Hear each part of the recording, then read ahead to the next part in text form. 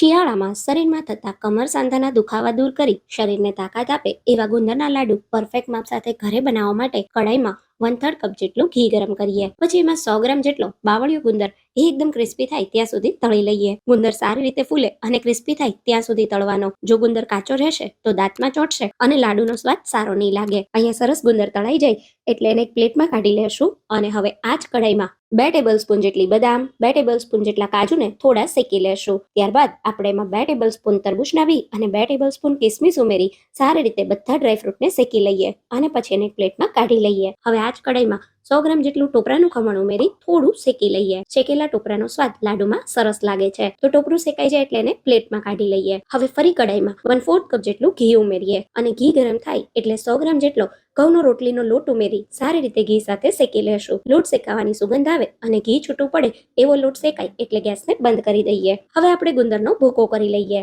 અને પછી એમાં શેકેલો લોટ, ટોપરાનું ખમણ અને તળેલા ડ્રાયફ્રૂટ ઉમેરીએ. હવે ફરી કઢાઈમાં 1/4 કપ જેટલું ઘી ઉમેરી 300 ગ્રામ જેટલો ગોળ ઉમેરીએ. સારી રીતે ગોળને મિક્સ કરી ગોળ પીગળે એટલે એમાં 1 ટેબલ સ્પૂન સૂંઠનો પાવડર, 1 ટેબલ સ્પૂન ખસખસ, 1 ટેબલ સ્પૂન પીપરી મૂળ અને 1 ટીસ્પૂન એલચી પાવડર ઉમેરી મિક્સ કરીએ. હવે તૈયાર કરેલા ગોળના મિશ્રણને લાડુના મિશ્રણમાં ઉમેરી મિક્સ કરીએ. બધું સારી રીતે મિક્સ કરી મીડિયમ સાઇઝના લાડુ બનાવીએ. તો મોઢામાં જ મુકતા પીગળી જાય એવા ગુંદરના લાડુ તૈયાર છે.